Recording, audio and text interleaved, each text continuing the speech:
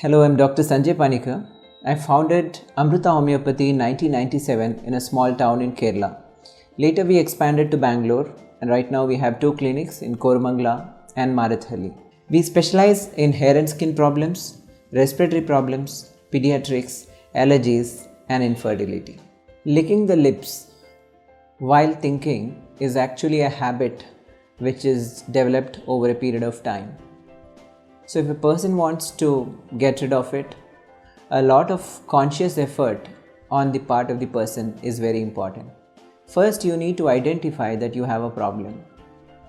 Once you identify the problem, then it's a conscious effort on the person's side that every time he notices that he is doing this thing of licking the lips, then he should make an effort to stop that habit, stop that process of licking the lip.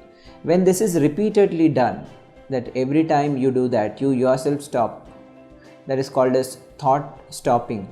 So when you stop your thought, and then your action automatically starts stopping.